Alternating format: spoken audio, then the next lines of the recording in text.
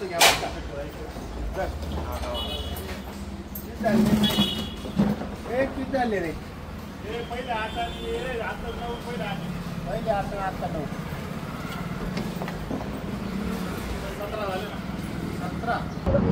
मित्रांनो, मी राकेश देशमुख.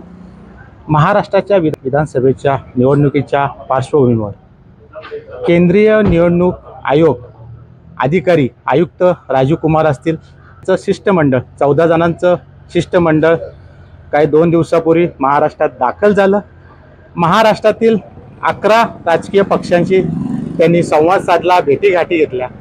भेटीगाठी अंतर्गत 15 ते 17 नोव्हेंबर दरम्यान निवडणूक घेण्याचा त्यांचा विचार आहे आणि 20 नोव्हेंबर रोजी त्या निवडणुकीचा निकाल जाहीर होणार आहे.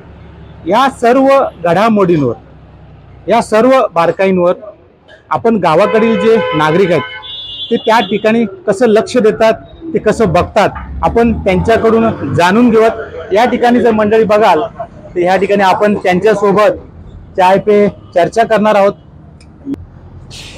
अशी ही गावाकडील मंडळी आहेत. निफाडकर वासियांना या घडामोडींवर, ह्या निवडणुकीवर काय वाटतं, सध्याचं राजकीय आणि पूर्वीचं राजकारण कसं आहे, कसं ते बघतात, हे त्यांच्याकडून आपण जाणून घेऊयात.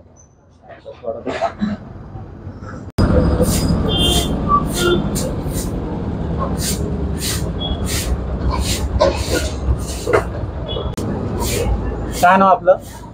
मी नंदलाल चोरडिया. कुठे राहता? मी निफाडला उगाव रस्त्याला.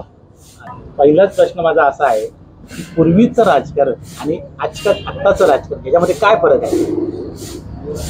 पूर्वीचं आणि आत्ताचं राजकारण हे सोयीचं राजकारण आहे. ज्याच्या त्याच्या सोयीनं प्रत्येक जण राजकारण करतो. राजकारणामध्ये लोकप्रियता मिळवणे हा एक मुद्दा असतो आणि लोक ह्या राजकारणामध्ये आत्ता सध्या फार गलिच्छपणा येतोय. हे एकनिष्ठता नाही, कुठल्याही पक्षाशी, कुठल्याही व्यक्तीशी, कुठल्याही लोकांशी एकनिष्ठा नाही. फक्त मला असं वाटतं, माझं स्वतःचं मत, की ही फक्त सत्तेपुरती ही ऍडजस्टमेंट यांची असावी. नाहीतर हेच लोक पूर्वी अतिशय चांगल्या प्रकारे काम करत होते, परंतु आता सत्तेकरता लोकांच्या मनामध्ये यांच्याविषयी फार कुतूहल आहे आणि चिडपण आहे. काही असं बदल नको व्हायला. कुठल्या तरी पक्षाशी, कुठल्या तरी नेत्याशी, कुठल्या तरी राष्ट्रीय पक्षाशी एकनिष्ठ असावं अशी लोकांची, सामान्य लोकांची भावना असते. परंतु ह्या राजकारणामध्ये, आत्ताच्या राजकारणामध्ये हे सगळ्या गोष्टी घडत नाही. त्यामुळे लोकांमध्ये प्रचंड चीड आहे आता. तर असं राजकारण नको. लोकांना प्रामाणिक नेता हवा आहे, प्रामाणिक काम करणारा नेता हवा आहे. छोटं उदाहरण आम्ही देऊ शकतो. आमचा रस्ता आहे निफाड, येवला टू निफाड किंवा नाशिक पर्यंत कितीतरी वेळा रिपेअर होतो, पण इतके खड्डे तर माणसाची हाडं ढिळी होतात. इतके मोठी नेते, इतकी मोठी माणसं इथं असतात, दरवर्षी त्याच्यावर खर्च करून तो रस्ता आजही रिपेअर होत नाही. ही एक मोठी शोकांतिका असते.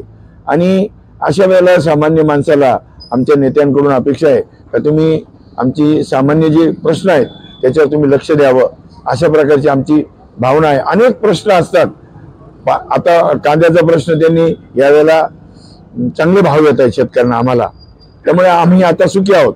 परंतु मध्ये जेव्हा निर्यात मूल्य लावल्यामुळे आमचे नुकसानी फार झाल्यात. शेतकऱ्यांना पैसे मिळेना, कर्ज भरता येईना, कुठल्याही प्रकारे आम्ही डेव्हलपमेंट होईना. पण यावेळेला ज्या फार माल शेतकऱ्यांकडे शिल्लक होता त्यांना चांगले पैसे येत आहेत आता. त्याचं आम्हाला कौतुक आहे. असेच लोकप्रिय निर्णय शेतकऱ्यांसाठी घ्यावेत अशी आमची अपेक्षा आहे. केंद्रीय मंत्री भारती पवार याच मतदारसंघामध्ये त्यांचा पराभूत कसा काय झाला? त्यांचं काम अतिशय चांगलं होतं भारती पवारांचं. परंतु केंद्रीय मंत्री असताना, आरोग्यमंत्री असताना, उच्च विद्या विभूषित असताना सुद्धा फक्त सेंट्रलचा जो निर्णय होता कांद्याचा, त्या कांद्याच्या निर्णयामुळेच भारती पवार पडल्या. या पट्ट्यामध्ये, कांद्याच्या पट्ट्यामध्ये 6 ठिकाणी खासदार जे पडले, त्याच्यामध्ये नगर जरी असला, दिंडोरी, नाशिक, कुठले मतदारसंघात तिथे फक्त कांद्याच्या प्रश्नानेच हे खासदार पाडलेले आणि याची दखल केंद्रात घेतली गेली. त्याचमुळे त्यांनी यावेळेला निर्यात मूल्य कमी केलं आणि निर्यातीला वाव दिल्यामुळे शेतकऱ्यांना चांगला 4,000 पर्यंत भाव मिळतो. फक्त कारण कांदा आणि कांदा शेतकरी प्रश्न होताना त्यांचा मूळ मुद्दा जो शेतकऱ्यांशी निगडीत प्रश्न आहे, इथं 80% 70% शेतकरी आहेत, त्याच प्रश्नाला त्यांनी हात घातला आणि लोकांना भावनिक साथ दिली. कांद्याची भाव आणि ह्या गोष्टीवर, शेतीच्या मालावर त्यांनी जास्त कॉन्सन्ट्रेट केलं. आणि नंबर 2, आदरणीय शरद पवार साहेबांचा फार मोठा इथं वर्चस्व आहे, त्यांचं इथं चांगलं त्यांना मानणारे लोक आहेत, त्यामुळेच हे घडलं. भगरे साहेब स्वतः एकदम चांगला माणूस, शांत माणूस, शिक्षित मनुष्य, त्यांच्यावर लोकांचा भरोसा, चांगलं काम करेल याची खात्री, म्हणून त्यांना लोकांनी निवडून दिलं. पण कांद्यामुळेच भारतीताई पडल्या, हे आमचं शेतकऱ्यांचं मत आहे. आता जर बघितलं राजकारणामध्ये जे काही प्रतिनिधी आहेत, लोकप्रतिनिधी बेताल वक्तव्य करतात, तुम्ही कसं काय बघता त्या ठिकाणी? बेताल वक्तव्य करायला काही गोष्टी कारणीभूत असतात, आजूबाजूचं राजकारण आणि किंवा कोणी त्यांना पुश करतं. तुम्हाला बेताल वाटतं का ते वक्तव्य? निश्चित वाटतं. ज्या सुसंस्कृत महाराष्ट्रामध्ये, सुसंस्कृत नाशिक जिल्ह्यामध्ये अशा प्रकारची वक्तव्य आल्यानंतर लोकांच्या मनामध्ये चीड येते. असे वक्तव्य करू नये. आपण शेजारी जरी एखाद्याने शिवी दिली तर आपल्याला वाईट वाटतं. तर अशा प्रकारे तुम्ही जेव्हा बेताल वक्तव्य कुठलेही बोलतात ते लोकांना आवडत नाही, पण लोक त्याचा रोष निवडणुकीच्या माध्यमातून व्यक्त करत असतात. हिंदू मुस्लिम समाजामध्ये तेढ निर्माणाचा प्रयत्न होत आहे. इतक्या वर्षापासून हिंदू आणि मुस्लिम या देशामध्ये एकत्र नांदतायत. कितीतरी वर्ष झाले. आता आमच्या निफाडमध्ये मुसलमान समाज आणि इतर आमचा हिंदू समाज, बहुजन समाज गुन्ह्या गोविंदाने एकत्र नांदतो. आमच्या इथं, आमच्या जिल्ह्यामध्ये, आमच्या तालुक्यामध्ये कोणत्याही प्रकारचा भेदभाव नाही. फक्त राजकीय ह्या गोष्टीसाठी याचा उपयोग केला जातो असं वाटतं आम्हाला, याचं वाटतं आम्हाला. परंतु अशा प्रकारला आम्ही इथं काही थारा देत नाही. आम्ही एकत्रच आहोत. काय नाव आपलं? विनायक कातकडे, कुरडगाव. आता जर निवडणूक आता जाहीर झालेली आहे, त्यांनी राजकीय पक्षांशी चर्चा केलेली आहे, परंतु सर्वसामान्य लोकांना, नागरिकांना काय वाटतं? आता नोव्हेंबरमध्ये दिवाळी आहे, मग निवडणुका दिवाळी पूर्वी व्हायला पाहिजे का दिवाळी नंतर व्हायला पाहिजे? आता तो विषय कसा आहे, सर्वसाधारण लोकांचा विचार याच्यात कुठेही मत अवलंबलं जाणार नाहीये. हा शासकीय प्रश्न आहे, तो त्यांच्या सोयीनुसार केला जाणार आहे किंवा त्याचा विषय निवडणूक आयोगाकडे येतो. बरोबर, त्यांनी जो आदेश दिला राहील तो पब्लिकला किंवा नेत्यांना मान्य करावाच लागणार आहे. सर्वसाधारण नागरिक हा प्रश्नच खूप मोठा आहे. हा लवचिक समाज हा लवचिक तयार केलाय. कोणी केलाय? हा राजकीय लोकांनी केलाय. त्यांचं मत कुठेही त्यांनी विचारात ठेवल्या जात नाही. आणि त्यातली त्यात निफाड तालुका म्हणजे शेतकरी वर्ग आहे. शेतकरी हा वर्ग असा आहे का तो प्रत्येक गोष्टीला सामोरं जाणार आहे.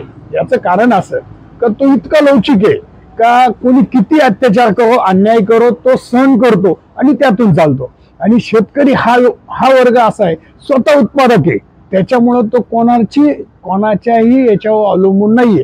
त्याला फक्त काय पाहिजे? माझ्या शेतीला योग्य भाव आणि योग्य ती ट्रीटमेंट. आता तुम्ही बघा, एक सगळं छोटं उदाहरण देतो. इथं सगळे शेतकरी, एक कांदा मार्केटचं उदाहरण कुठलंही घ्या, लासलगाव घ्या, विंचूर घ्या, निफाड घ्या, सायखेडा, पिंपळगाव. शेतकरी जातो तिथं एक 200-400 रुपये रोजाचे पोरं असतात. बरोबर, ते शेतकऱ्याला काहीच समजत नाही. ते ही शेतकऱ्याला दिलेली वागणूक आहे. त्याच्यामुळं इतक्या मोठा विषय आहे तर ते शेतकऱ्याचं मत कुठं ते लक्षात ठेवतील.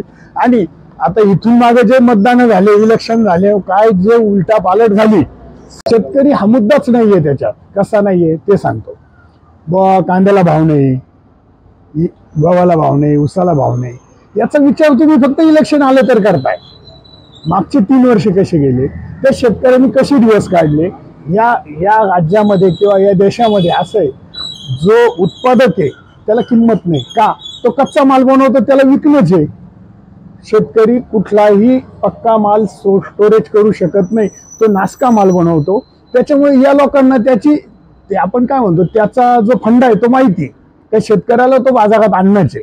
आणलेला माल तो परत नेऊ शकत नाही. त्याच्यामुळे त्याचं तुम्हाला एक सांगतो, शेतकरी हा इतका लवचिक प्राणी तयार करून ठेवलेला आहे. कुणी यावर त्याच्यावर अत्याचार करावा आणि राजकारण करावं, परंतु ते राजकारण करत असताना शेतकऱ्यांच्या दृष्टीने हिताचे जे काही कार्यक्रम ते काही घेतले कुठलेच जमत नाही. आणि दुसरी गोष्ट तुम्हाला मी परत एकदा सांगतो, राजकारण सुद्धा शेतकऱ्यावर अवलंबून राहिलेलं नाही. जो पोशिंदा आहे तोच गरीब करून ठेवलाय. म्हणजे एक दिवस असं येणार आहे का असं वाटतं बुवा जनता सिमेंट वाळू खातील काय. कारण ज्याला खायला पाहिजे ते बनवणार आहे, त्याला किंमत नसेल तर एक दिवस तसाच आहे. याच्यासाठी एक दिवस जर शेतकऱ्यांनी आंदोलन केलं, कुठलं का मी माझ्यापुरतंच पिकवल तर जग उपाशी राहील. का माहिती का, गरीब वर्गामध्ये पण 3 प्रकार आहे. याच्यात जो मिडल क्लास वर्ग आहे त्याच्यावर अत्याचार जास्त आहे. सगळं फ्रीमध्ये येत आहे, यायलाच पाहिजे, त्यांना पण यायला पाहिजे. का, त्यांच्याकडे उपजीविकेचं दुसरं साधन नाहीये. पण सगळ्यांचा विचार करून आलं पाहिजे. जे सर्कल आहे ते सायकल कोणा एकावर चालत नाही, ती पूर्ण लोकांवर चालते, ती त्याप्रमाणे चालू ठेवली पाहिजे असं वाटतं. काय नाव आपलं? सुनील पोपटराव मोगल कोठुरे. महाराष्ट्र राज्य सरकारने लाडकी बहीण योजना जी आणलेली आहे, तुम्ही कसं बघता त्याकडे? लाडकी बहीण योजना कोणी मागितलीच नव्हती. अक्षरशः ज्या महिला आहे त्यांना सुद्धा ही योजना खूप आवडली आहे असं नाही. कारण लाडकी बहीण योजना राबवल्यापासून सप्टेंबरपासून इतर ज्या सगळ्या योजना आहेत त्या अक्षरशः बंद पडलेल्या आहेत. मग रस्ते असतील किंवा इतर ज्या सोयीसुविधा असतील, शासनाच्या वतीने ज्या राबवलेल्या योजना असतील त्या सगळ्या बंद पडल्याच्या अवस्थेमध्ये आहे. आणि फक्त हा इलेक्शनचा फंडा म्हणून कदाचित ही लाडकी बहीण योजना राबवली असेल. आणि येणारं सरकार हे कशी योजना पुढे नेईल ही मोठं प्रश्नचिन्ह असेल त्या सरकार पुढं. शिक्षण विभाग हा खूप चांगल्या रीतीने काम करतोय, परंतु शिक्षण विभागामध्ये आता ज्या शासकीय जे हस्तक्षेप आहे, विविध ज्या योजना येत आहे आणि त्या योजना येत असताना शिक्षकांचं काम फक्त कागद पुरवणं, लेखी पुरवणं आणि प्रत्यक्षात जी कार्यवाही आहे, जे विद्यार्थ्यांपर्यंत त्यांना जो वेळ द्यायला पाहिजे तो वेळ दिला जात नाही. कारण सकाळी एक मेसेज येतो की 12 वाजेपर्यंत अर्जंट माहिती पाहिजे आणि शिक्षक तो वर्ग सोडून ती माहिती देण्यामध्ये गुंग होतो. 12 वाजेपर्यंत ती माहिती द्यायची, परत 4 वाजता एक मेसेज येतो ही माहिती अर्जंट द्या. दररोज माहिती येते आणि दररोज ती देण्यातच तो शिक्षक तिकडे गुंतला जातो. आणि त्यामुळं मुख्य जे विद्यार्थ्यांची गुणवत्ता आहे ती गुणवत्ता ढासळल्यासारखं दिसतंय. आज पूर्वीचं जे राजकारण होतं हे निवडणुकीपुरतं राजकारण असायचं. निवडणूक झाल्यानंतर दुसऱ्या दिवशी सर्व पक्षांचे नेते एक जो एकोपा असेल किंवा त्या राज्याला पुढे नेण्याच्या ज्या योजना असतील किंवा गावाला पुढे नेण्याच्या योजना असतील याच्यामध्ये हिरिरीने भाग घ्यायचे. परंतु आत्ता मात्र राजकीय द्वेष इतका वाढलाय की दररोज सकाळी एकमेकावर आरोप करण्यापासून सुरुवात होते. आणि ज्या शिव्या देणं असेल किंवा जी वक्तव्य करणं असेल इतर पक्षांवर, आणि ही मोठी शोकांतिका आहे की जो पुढचा समाज आहे हा कसा घडेल ही खरं तर काळाची गरज आहे की पक्षांनी असे बेताल वक्तव्य न करता ठीक आहे तुमचे जे काही मतभेद असतील, ज्या विचार असतील ते विचारांना एक कुठंतरी एक व्यवस्थित अशी चालना देऊन समाज कसा पुढे जाईल या दृष्टीने आपण प्रयत्न केले पाहिजे. आपण आज विचार करतोय की या योजना ज्या येऊ राहिल्या महिलांसाठी असतील, शिक्षणासाठी असतील, शेतकऱ्यांसाठी असतील, सगळ्यांना असं वाटतंय का सरकारच्या तिजोरीवरती त्याचा लोड येऊ राहिला. पण तसं नाहीये. याचं कारण सांगतो. ज्या वेळेला राजीव गांधी पंतप्रधान होते त्यांनी त्यावेळेला वक्तव्य केलेलं आहे की जर केंद्र शासनाने 1 रुपया जर दिला तर तो 15 पैसे सर्वसाधारण लोकांपर्यंत पोहोचतो. या सरकारने 100% तो 1 रुपया सर्वसाधारण लोकांपर्यंत पोहोचवायचा प्रयत्न केला. त्यामुळे याचा कुठेही परिणाम होणार नाहीये. राजकारणासाठी होतोय किंवा असं होतंय नाही. हे जे होतंय ह्या योजना ज्या चालल्या ते खूप सुरळीत चालल्या आणि ह्या चालू राहतील. काय नाव आपलं? केशव सातबाई. कुठे राहता? रसलपूर. काय रोजगार का आपला, म्हणजे काय? शेती. शेती. कुटुंबात किती जण आहेत, कोण कोण आहेत आपल्या? भाऊ आहे, लहान भाऊ आहे, मी आहे, चिरंजीव आहे, पुतणे, 10-11 जणांचं कुटुंब आहे. एकत्रित आहे का विभक्त कुटुंब आहे? एकत्रित. अडचणी भरपूर येतात पण आपण हे करून घेतलं, व्यवस्थित करून घेतलं, सुरळीत करून घेतलं तर काय अडचणी येत नाही. शेती किती आहे? शेती 40-45 बिघे. 40-45 बिघे. काय शेतीमध्ये उत्पादन घेतं? शेतीमध्ये गहू, कांदे, ऊस, द्राक्ष. अवेळी पावसामुळे काही नुकसान होतं का शेतीत? भरपूर. पंचनामे होतात का सरकारच्या माध्यमातून? पंचनामे होतात, फक्त पंचनामेच होतात, भरपाई येत नाही, पैसे जमा होत नाही. आज पंचनामे झाल्यानंतर 2 वर्षांनी पैसे काही प्रमाणात येतात. पीक विम्याचे पैसे अजूनही आम्हाला आले नाही. अजूनही आले नाही. शेतकरी वर्ग त्रस्त आहे. हे करायचं ते टाइम टू टाइम केलं पाहिजे, वेळेवर केलं पाहिजे. खूप दिवस घालवले नाही, कालावधी जातो याच्यामध्ये, खूप तो कालावधी गेला नाही पाहिजे. तर कांद्याची निर्यात मूल्य हटवलं, हे सगळं केलं, परंतु परत आता 2 पैसे मिळायला लागले शेतकऱ्याला तर अफगाणचा कांदा बोलून ठेवला, त्यामुळे 1000 रुपये मार्केट खाली येऊन गेलं लगेच. दत्त वाळू कुंडे, राहणार रसलपूर.